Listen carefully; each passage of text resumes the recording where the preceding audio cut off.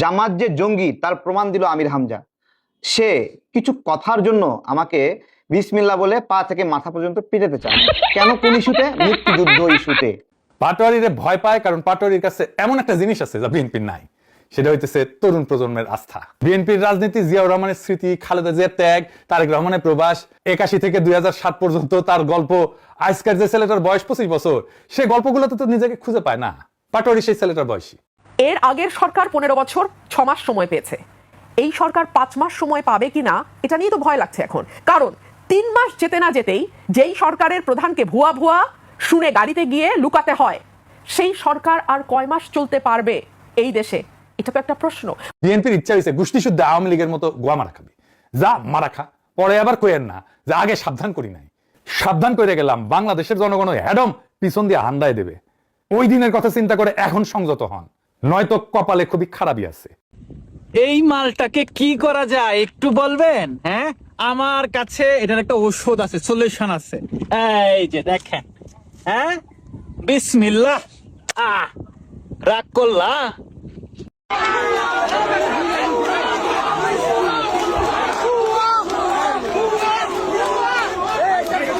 রাস্তায় আজ থেকে সিলাম সালাউদ্দিনের পদত্যাগের দাবি শোনা যাবে। আমি কয়ে দিলাম, দেখেন আজকে থেকে শুনতে পারবেন। মানুষ উৎসাহ সহকারে সাপোর্ট দিবি। আর এটা সিলাম সালাউদ্দিন অ্যাচিভ করেছে জুলাইয়ের সাথে গাদ্দারি কইরা। মানুষ হেভি বিলা হয়ে আছে ওর উপরে। ওকে পাইরা ফেলতে পারলে মানুষ মহামাজা পাবি।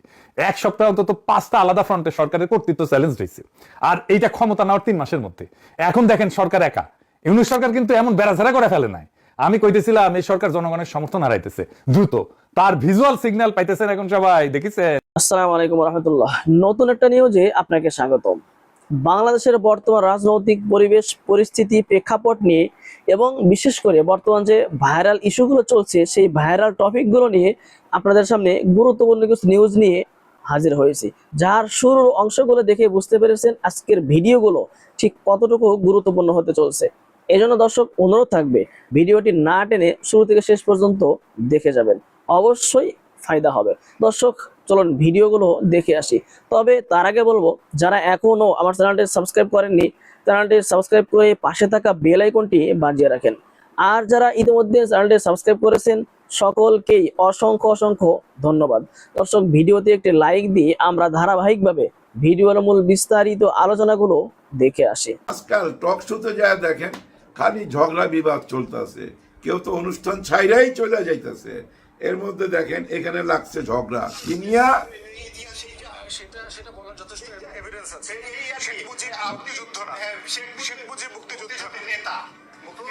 একাত্তর আর 24-এর গুতাগুতি।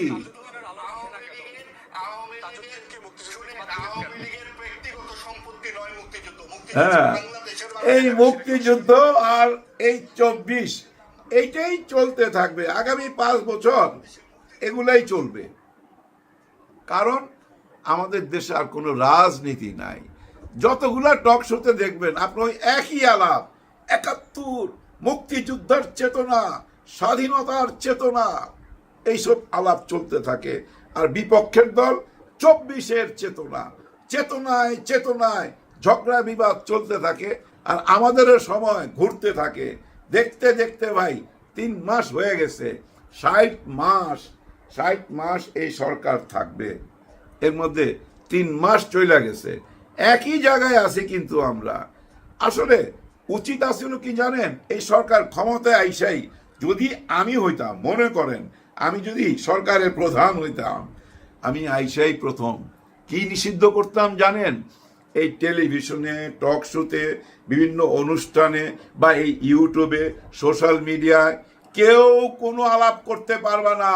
71-এর চেতনা বিক্রি করতে পারবে না, 24-এর চেতনা বিক্রি করতে পারবে না। একেবারে পুরোপুরি নিষিদ্ধ করতাম, তো 10 বছরের জেল দিয়ে দিতাম যেই এই আলাপটা করবে। কারণ কি জানেন, এই আলাপটাই আমাদের দেশটাকে পিছায় নিয়ে গেছে। গত 55 বছর প্রত্যেকটা টক শোতে, প্রত্যেকটা টেলিভিশন চ্যানেলে, পত্র পত্রিকায়, এই সোশ্যাল মিডিয়া বলেন আর যেখানটাই বলেন, ওই একই আলাপ, একই পেঁচাল। 71 আর 24 তো ইদানিং আইছে, কিন্তু এই 71 নিয়ে এই 2 বছর মাইনাস করেন, 53 বছর ওই 71 নিয়েই আলোচনা হয়েছে। স্বাধীনতার বিপক্ষে তুমি, স্বাধীনতার পক্ষে আমি। বিপক্ষে আর পক্ষের এই যে গুতাগুতি ভাই চলছেই আর চলছে। যে সরকারি আসে এই যে এরা স্বাধীনতার বিপক্ষে, আমরা স্বাধীনতার পক্ষে, ওই একই জায়গায়। যার জন্য বললাম ভাই, প্রত্যেকটা টক শো থেকে, টিভি চ্যানেল থেকে এবং এই সোশ্যাল মিডিয়া, ইউটিউব সব জায়গায় নিষিদ্ধ করে দিতাম যে এই আলাপটাই কেউ করতে পারবে না।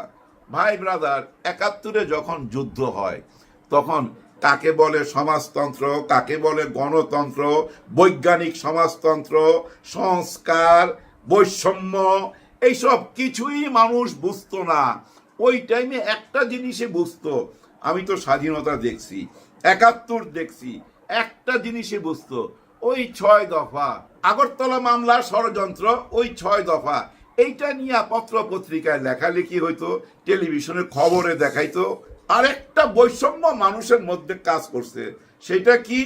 ইস্ট পাকিস্তান আর ওয়েস্ট পাকিস্তান। ইস্ট পাকিস্তানে এক দিস্তা কাগজ আমরা কিনতেছি ধরেন ১ টাকায়, আমার দেশে কাগজ তৈরি হয় কিন্তু কিন্তু ওয়েস্ট পাকিস্তানে সেটা ৮ আনা। আমার দেশের কাগজ আমি ১ টাকায় কিনুন আর ওনারা ৮ আনায় কিনবে। এই বৈষম্যটা মানুষ বুঝতে পারতেছিল। এই বৈষম্যটা মানুষ বুঝতে পারছে কিভাবে? বঙ্গবন্ধু শেখ মুজিবুর রহমান এটা মানুষের মাথায় ঢুকাইতে পারছিল। বড় বড় চাকরির পোস্টে বড় বড় অফিসাররা কারা থাকতো? ওয়েস্ট পাকিস্তান থেকে আনা হইতো এখানে, আর ইস্ট পাকিস্তানের লোকদের পিয়নের চাকরি দেওয়া হইতো। এই বৈষম্যগুলা বুঝতে পারছিল। আর কি বুঝতে পারছিল? একটা আওয়াজ, সেই আওয়াজটা কি? আর যদি একটি গুলি চলে, এই কথাটা বলার পরও পাকিস্তানিরা গুলি করছে। আর ওই গুলি দেখা মানুষের ভিতরে প্রতিবাদ জায়গা উঠছে। মানুষ প্রতিশোধ দিবার জন্য ভারতে যায় প্রশিক্ষণ নিয়ে বাংলাদেশে আইসা ওই পাকিস্তান সোলজারদের সঙ্গে যুদ্ধ করছে। কি দেখা যুদ্ধ করলো? ওই রক্ত দেখা, কিন্তু ভাইয়ের বুকের রক্ত দেখা তারা যুদ্ধে নামছে। কাকে গণতন্ত্র বলে, কাকে সমাজতন্ত্র বলে, কাকে অর্থনৈতিক সমাজতন্ত্র, বৈজ্ঞানিক সমাজতন্ত্র, হাবি জাবি কিচ্ছুই মানুষ বোঝে নাই, শুধু রক্ত দেখা ঝাঁপায়া পড়ছে। দেশ স্বাধীন হয়ে গেছে, ৯ মাসে দেশ স্বাধীন হয়ে গেছে। কেউ সমাজতন্ত্রের উপরে, গণতন্ত্রের উপরে পিএইচডি কইরা ওই যুদ্ধের মধ্যে যায় নাই। নিশ্চয়ই আপনারা আমার সাথে একমত হবেন। ঠিক তেমনি ভাই, এই 2024-এর 5ই আগস্ট, এই 5ই আগস্টের আগের দিনও মানুষ জানতো না শেখ হাসিনা দেশ ছাইরা চলে যাবে। এবং মানুষ রাস্তায় কেন নামছিল? তারা কি এইটা ভাইবা নামছিল? পিআর সিস্টেম, উচ্চ কক্ষ, নিম্ন কক্ষ, সংস্কার, 31 দফা, 32 দফা, এইসব নিয়ে কেউ ভাবে নাই। মানুষ কি দেখছে? শেখ হাসিনা গুলি চালাইছে। এখানেও কিন্তু মানুষ ওই রক্ত দেখা ঝাঁপায়া পড়ছে। হ্যাঁ ভাই, ওই রক্ত দেখা, তার ভাইয়ের রক্ত দেখা, তার বোনের গায়ের রক্ত দেখা মাঠে ঝাঁপায়া পড়ছে। এবং দেখেন 5ই আগস্টে উনি খাবার দাবার রাইখা পালায়া চলে গেল। দুপুরেও জানতো না, উনি নিজেও জানতো না উনি যে চলে যাবে। না, জানতো।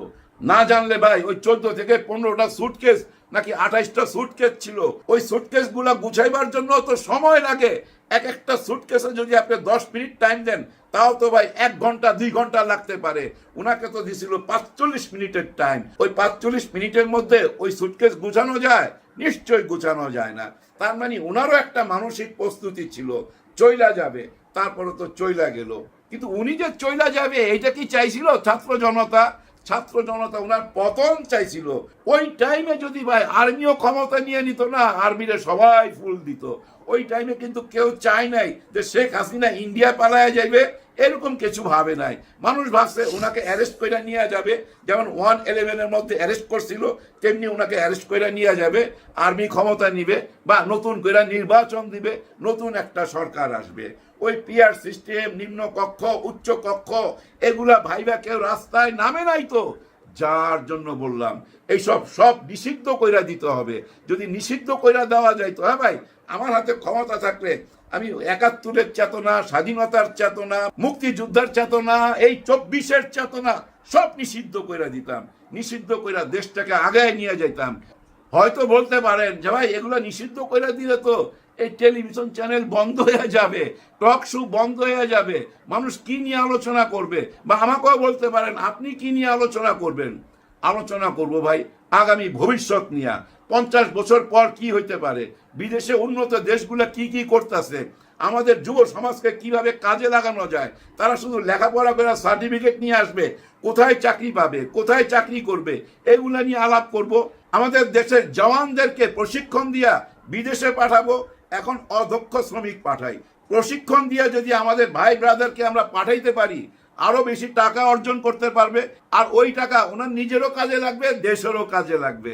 এইসব নিয়ে আলোচনা করব, আগামী ভবিষ্যৎ নিয়ে আলোচনা করব। ওই পুরনো এক জায়গায় থাকলে দেখবেন দেশ ওই একই জায়গায় আটকে আছে। হ্যাঁ ভাই, ওই একই জায়গায় আটকে আছে। দেখেন না, ওই যে জামাত ইসলামকে নতুন করে আবার ওনাদের বিচার চায়। কেউ কেউ এসে বলে ওনারা তো ক্ষমা চায় নাই, ক্ষমা চায় নাই। আবার ওনারা বলে আমরা একবার না 3 বার ক্ষমা চাইছি। আমার কথা হয়েছে, ক্ষমাটা কেন চাইবে, কিসের কারণে চাইবে? 71-এ ওনারা বিরাট বড় 2টা অন্যায় করছে। একটা কি, মা বোনদের ইজ্জত নিয়ে খেলছে, আরেকটা কি, মানুষ হত্যা করছে। এই তো অভিযোগ। এই অভিযোগের জন্য ক্ষমা করলে ক্ষমা হয়? এই অভিযোগের তো বিচার হইতে হবে। বিচার কেন হচ্ছে না? আমরা তো দেখলাম গত 55 বছর যেই ক্ষমতা আসে বা যেই রাজনীতি করতে যায় বা যেই নির্বাচন করতে যায়, তারাই বগলের তলে জামাত ইসলামকে নিয়ে নেয়। জামাত ইসলামের সাপোর্ট ছাড়া তারা ক্ষমতায় যাইতে পারে না।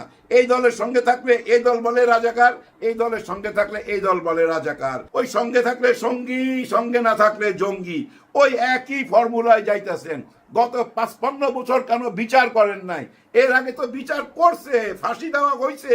এবং আপনারা জানেন, ফাঁসির কথা শোনার পরও জামাত ইসলামের সেসব বড় বড় নেতারা বিদেশ থেকে চলে আসছে, আইসা সেই ফাঁসির কাস্টের মধ্যে নিজের গলায় নিজে দড়ি নিছে।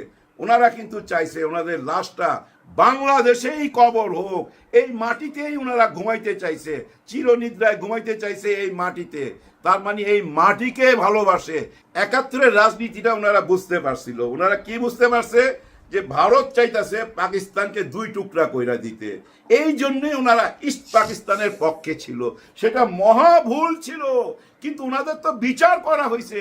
এখন আইসা আপনারা ওই আগের কথা যদি বলেন ওরা রাজাকার রাজাকার, আপনাদের মুখে টেপ মাইরা দেওয়া উচিত। কারণ আপনারা কেন বিচার করলেন না? হ্যাঁ, এখন বিচার করেন, এখনো তো সময় আছে। কিসের মাপ চাইবে? আমি তো মনে করি কোনোদিনই মাপ চাওয়া উচিত না। হত্যা এবং মানুষের ইজ্জত, নারীদের ইজ্জত নিয়ে যারা ছিনিমিনি খেলবে, তাদের কেন মাফ করবেন? তাদের বিচার করেন। যদি হ্যাডম থাকে তাদের বিচার কইরা দেখান, আর যদি বিচার করতে না পারেন মুখের মধ্যে টেপ লাগান। ওই পুরনো রাজনীতি বাদ দেন। ওইসব রাজনীতি করতে গিয়া দেশটা পিছায়া গেল ভাই। বেশি কথা বলুম না, বিদায় নিমু। এই দেশটা পিছায় আছে। ওই 71-এর মধ্যে লক হয়ে গেছে। এখন আইসা ওই 24 জোড়া দিছে। 71 আর 24-এর গুতাগুতি আগামী 5 বছর চলতে থাকবে, কেউ থামাইতে পারবে না। কারণ দেখেন না, আইন কানুন কেউ মানতে চাইতেছে না। ওই যে জঙ্গল সলিমপুরের দেখেন কিভাবে আক্রমণ করছে। হ্যাঁ ভাই, র্যাবের ক্যাম্পে, পুলিশের ক্যাম্পের উপরে আক্রমণ করছে। এবং র্যাব পুলিশ যেন ওই ক্যাম্পে আসতে না পারে, চারিদিকে রাস্তা খুঁজা ফেলাইছে। হাতে খোদে নাই, মেশিন দিয়া খুঁজছে। এই খোঁজার সময় কেন গোয়েন্দা বিভাগ র্যাবকে খবর দিল না, পুলিশকে খবর দিল না? তার মানে কি জানেন? সন্ত্রাসীরা ওই র্যাব পুলিশের চেয়েও আগে আছে। সন্ত্রাসীরা কেন আইন কানুন কিছুই মানতে চাইতেছে না, কেন বেআইনি পথে যাচ্ছে? কারণ আছে। কারণটা কি জানেন? যখন জনগণ দেখে যে একটা সরকার নিজেই মিথ্যা কথা বলে, নিজেই নিজের আইন ভাঙে। হ্যাঁ ভাই, কিভাবে আইন ভাঙছে? যেমন দেখেন, ওনারা সংসদে দাঁড়ায় বলছে আমরা নির্বাচন চাইছিলাম, নির্বাচনটা তাড়াতাড়ি করার জন্য এই গণভোটের ব্যাপারে মিথ্যা কথা বলছি, ওই গণভোট আমরা চাই নাই। কিন্তু জনগণ তো ভোট দিছে, এটা তো মিথ্যা না। তার মানে কি জানেন? সরকার নিজেই একটা বেআইনি কাজ করলো। হ্যাঁ, সংসদে দাঁড়ায় সরকার নিজেই একটা বেআইনি কাজ করলো। ওনারা গণভোট মানে না। মানুষ কিন্তু একই তফসিলের মধ্যে 2টা ভোট দিছে, একটা মানলেন আরেকটা মানলেন না। তার মানে সরকার নিজেই আইন ভঙ্গ করে, যার জন্য পুরো দেশের মানুষ আইন ভঙ্গ করতেছে। চারিদিকে তাকিয়ে দেখেন, এই জঙ্গল সলিমপুর কেন, আপনি মিরপুরে যান, মহৎপুরে যান, বাংলাদেশের যে কোনো অ্যাঙ্গেলে তাকান, এবং এই ঝিনাইদহের ঘটনায় আপনারা যদি একটু বিবেচনা নেন বুঝতে পারবেন সরকার কিন্তু ওই যে নকল করা ছাত্রের মতো আগের সরকারে সব কিছুই নকল করতেছে। তারেক রেজাকে যেভাবে গাড়িতে উঠায় নিয়ে গেল, হ্যাঁ ভাই, পিছনে বেল্টটা এমন ভাবে ধরছে মনে ডাকাইত ধরছে, গাড়িতে উঠায় নিয়ে গেলেন। খুবই তো রব দেখাইলেন, হ্যাডম দেখাইলেন। রাখতে পারলেন? রাখতে পারলেন না। একদিন পরই তো ছাইরা দিতে হইলো। মাঝখানে কি হইলো? মাঝখানে সরকারকে একটা বদনাম কইরা দিলেন। কি বদনাম করলেন যে সরকার ওই যে নকল করা ছাত্রের মতো আগে সরকারে সব কিছু নকল করতেছে, এই মেসেজটা তো চলে গেল। আমি বলবো সরকারকে আপনার গোয়েন্দা বিভাগকে কাজে লাগায় দেন। এরা কারা কারা আপনাকে ডুবাচ্ছে, তার হুকুমে তারেক রেজাকে ধরা হইলো, এগুলো তদন্ত কইরা বাইর করতে হবে। তারেক রেজা যদি অন্যায় করে থাকে অবশ্যই তাকে ধরবেন, কিন্তু সে তো কোনো অন্যায় করে নাই। অন্যায় প্রতিবাদের জন্য প্রেসের সামনে বসছিল, প্রেস কনফারেন্স করতেছিল, সেখান থেকে যেভাবে ছো মাইরা উঠায় নিয়ে গেলেন, কেমন দেখাইলো। মানুষ কি এখন ভালো বলতেছে? নিশ্চয়ই ভালো বলতেছে না, ভালো কোনোদিনই বলবে না ভাই। এই 24 আর 71-এর গুতাগুতি যদি না থামান এই দেশের কোনো উন্নতি হবে না। এই গুতাগুতি থামাবার একটাই রাস্তা, জুলাই সনদ মাইনা নেওয়া, গণভোট মাইনা নেওয়া, এবং পুরো দেশটাকে সবাই মিলে একসাথে নতুন একটা বাংলাদেশ গড়া তোলা। আর সবাই বলতে কিন্তু আমি আওয়ামী লীগকে বাদ দিচ্ছি না। হ্যাঁ ভাই, আওয়ামী লীগের ভোট যারা নিছেন এই নির্বাচনে তাদেরকে কিভাবে বাদ দিবেন? তাদেরকে সঙ্গে নিয়ে আগে বাড়তে হবে। বাংলাদেশের এমন কোন গ্রাম আছে, এমন কোন বাড়ি আছে যেখানে আওয়ামী লীগ নাই? আপনার পাশের বাড়ির মানুষটাই হয়তো আওয়ামী লীগ, আপনার বাড়ির ভিতরে হয়তো একজন আওয়ামী লীগ আছে। কি করে এদের সবাইকে বাদ দিয়ে দিবেন? আর সবাইকে বাদ দিয়া কিভাবে এই দেশটাকে সুন্দরভাবে চালাবেন? বিদায়ের আগে শুধু একটাই কথা বলবো, ডাক্তার শফিকুর রহমান স্যার বলছিল যে আমরা তাদের হাতে হাত করা পরাবো না। কখন বলছিল? নির্বাচনের আগে। কাদের ইঙ্গিত করছিল? আওয়ামী লীগ, বিএনপি, সবাই চাঁদাবাজ, যারা চাঁদাবাজ, যারা অন্যায় করতেছে তাদের প্রতি আহ্বান জানাইছিল যে আপনাদের হাতে হাত করা না, আপনাদের হাতে আমরা কর্ম তুলে দিব। বিরাট বড় একটা ইঙ্গিত দিছিল। সেই ইঙ্গিতটা কি? সবাইকে নিয়ে দেশ চালানো। যতক্ষণ পর্যন্ত সবাইকে এক জায়গায় আনতে না পারবেন ততক্ষণ পর্যন্ত এই দেশের শান্তি আসবে না। তার মানে এইটা না যে উনাকে আইনা আবার ওই গদিতে বসায় দিবেন, অর্থাৎ শেখ হাসিনার কথা বলতেছি। বিচার তো হইতেই হবে। ওই ফাঁসির রায় যাইনো যদি আসতে চায় কেউ, তার ভাই ইমানই জোর লাগবে। হ্যাঁ ভাই, মারাত্মক ইমানই জোর লাগবে। সেই জোরটা কি আছে? না, নাই। সেই জোরটা যদি থাকতো তাহলে পালায়া যেত না। আর্মিকে বলতো, পুলিশকে বলতো আমাকে হ্যান্ডকাপ লাগায়া ক্যান্টনমেন্টে নিয়ে যাও, আমি আইনের মোকাবেলা করব। পালায়া যাইতো না। এই দেশে পালায়া যাইবার কোনো ইতিহাস নাই তো। কলঙ্কটা এখানেই, এইটাই বুঝতে হবে। আওয়ামী লীগের পরাজয় ওইখানেই হয়ে গেছে। আওয়ামী লীগকে উঠা দাঁড়াইতে হইলে ওই যে একটা গুড আওয়ামী লীগ শুনছি না, সেই গুড আওয়ামী লীগকে সামনে আসতে হবে। বোধহয় বেশি কথা বইলা ফেলাইলাম, অনেকের পছন্দ নাও হইতে পারে, ক্ষমার চোখে দেখবেন। সবার জন্য সবাই দোয়া করবেন। এতক্ষণে আমাদের সাথে থাকার জন্য ধন্যবাদ। ভিডিও দেখেছেন, ভিডিওর বিষয়ে আপনার যে কোনো মতামত থেকে থাকলে অবশ্যই ভিডিওর কমেন্ট বক্সে জানিয়ে যাবেন। দর্শক, আবার বলছি, যারা এখনো আমার চ্যানেলটি সাবস্ক্রাইব করেননি, চ্যানেলটি সাবস্ক্রাইব করে পাশে থাকা বেল আইকনটি বাজিয়ে রাখবেন। আর যারা ইতিমধ্যে চ্যানেলটি সাবস্ক্রাইব করেছেন সকলকেই আবারও অসংখ্য অসংখ্য ধন্যবাদ। সবাই ভালো থাকবেন, সুস্থ থাকবেন। আবারও দেখা হচ্ছে পরবর্তী কোনো ভিডিও নিয়ে।